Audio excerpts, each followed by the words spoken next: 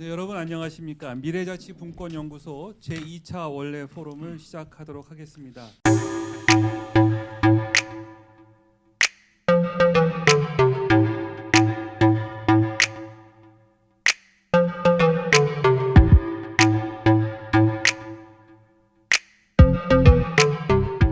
자, 그렇다면 이것을 구체적으로 어떻게 자치분권 운동으로 갖고 갈 것인가? 자치분권 운동은 과연 어디로 가야 할 것인가? 마지막 질문입니다만 어떻게 보면 이제 우리가 무엇을 해야 할 것인가 하고 연결된 질문이 아닌가 싶습니다.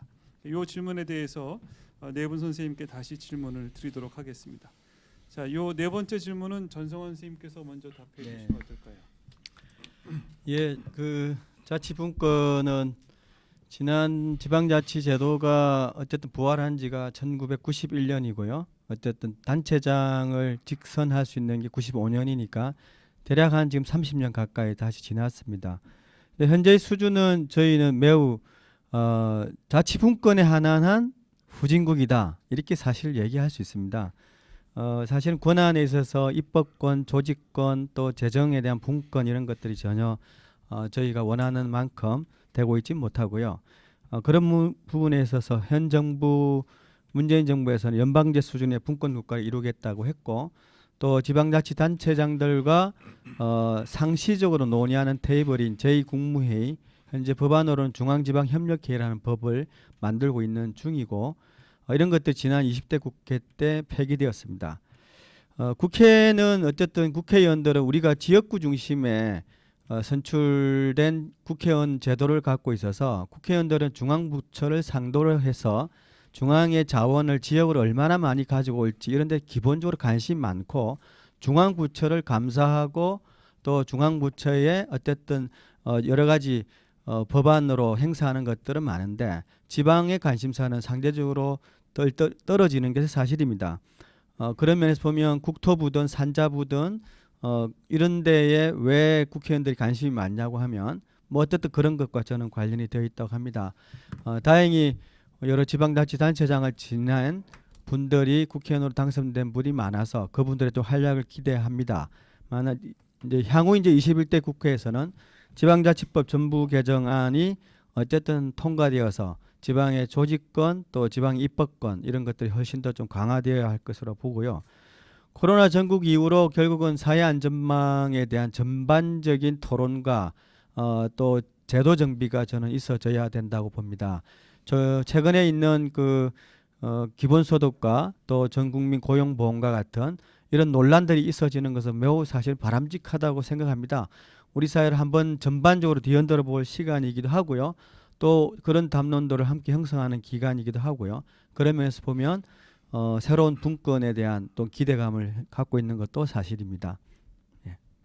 아마도 우리도 이 기간이 장기화되면 우리가 이 중앙정부든 지방정부가 어쩌면 선의가 있는데도 불구하고 미처 신경 쓰지 못해서 그 다음에 관료적인 관성 때문에 보이지 않는 곳에서 고통을 당하는 주민들이 있을 터이고 그게 그 관료적인 관성 때문에 잘 해결되지 않을 가능성이 매우 높고 이제 그런 부분들이 이제 우리 제 선생님께서 말씀하신 것처럼 취약계층들의 불평등을 더 심화시킬 개연성이 있는데 저는 그 대목에서 이제 지역 커뮤니티가 얼마나 나서서 그런 부분들을 공론화하고 관하고 그런 부분들을 논의하고 문제 제기를 얼마나 잘 하느냐에 따라서 이번 코로나가 불평등을 더 심화시키는 게 아니고 그걸 더 완화시키는 계기로 작용할 것인가가 달려 있다고 생각하고요. 앞서 말씀하셨던 것처럼 그게 올해 미래 얘기가 아니라 당장 한두 달 뒤에 올 여름이 이제 굉장히 덥다고 하지 않습니까? 최소 20에서 25일 정도의 되게 폭서 날짜가 예상되고 있는데 이제 전 같으면 이게 무더위 쉼터를 대대적으로 만들어서 했을 텐데 최근에 무더위 쉼터를 잘못 만들었다가 그게 코로나 전염의 진원지가 될 수 있다.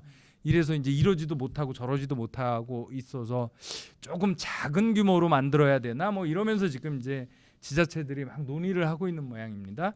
근데 이제 이런 때 지역 커뮤니티나 지역 시민사회가 창의성을 발휘해서 논의를 붙여가고 진짜 코로나도 전염도 피하면서 쪽방촌 주민들이나 독거노인들이 더위도 피할 수 있는 방안이 뭔지를 찾는 그런 이제 과정들을 함께 논의해서 지방 정부와 해법을 찾아야 되는 그런 이제 시기가 멀지 않은 시기에 이미 닥쳤는지도 모르죠. 그런 부분에 지혜를 좀 발휘해 줬으면 하는 바람이 있습니다. 예.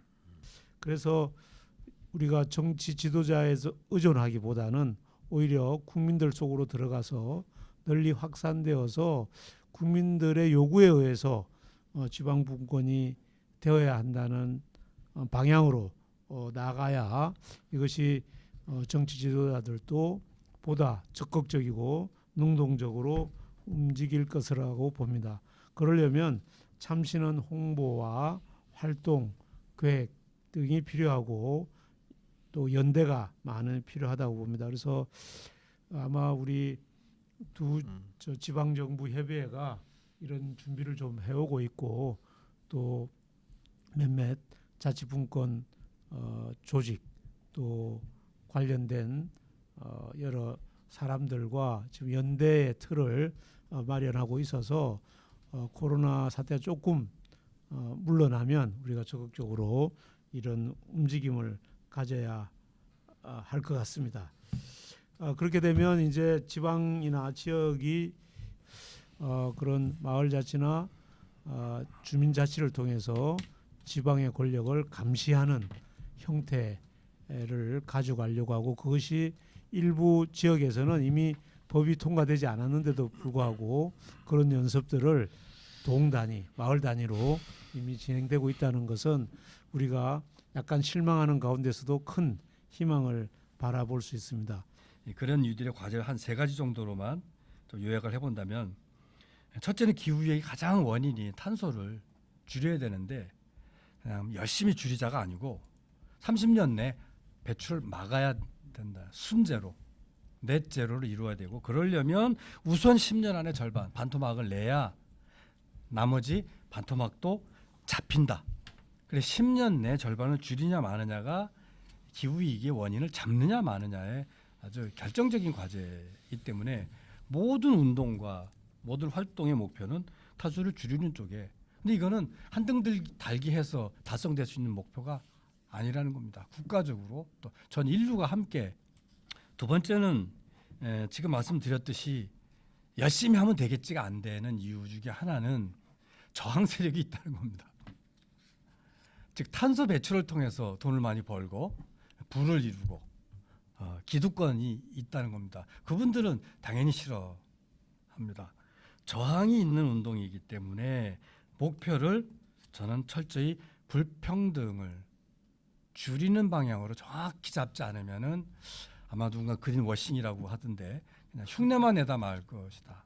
그래서 어쨌든 많은 사람들이 사회적 안전망으로서 예측 가능한 삶을 유지하기 위해서는 일자리가 누구나 다 얘기하는 과제인데 이제는 로컬 동네에서 사람이 사람을 돌보는 일에서 많이 생길 수밖에 없고 그 돌봐야만 재난 시대에 또 삶을 유지시킬 수 있는 거기 때문에 삶도 챙기고 그로 인해서 어려움을 겪는 분들도 복지로 챙기는 이거는 한 방에 필요한 2가지 한꺼번에 잡는 거기 때문에 로컬에서 일자리를 만들어내는 일 이게 아마 저는 아까 3번째 사회자 질문에 답했던 로컬 유들의 핵심은 바로 로컬에서 일자리를 만들어내는 일이 아닐까. 저는 지방정부 자치분권 운동의 목표는 딱 여기에 맞춰질 때 성공할 수 있는 일이 아닐까 생각해 봅니다.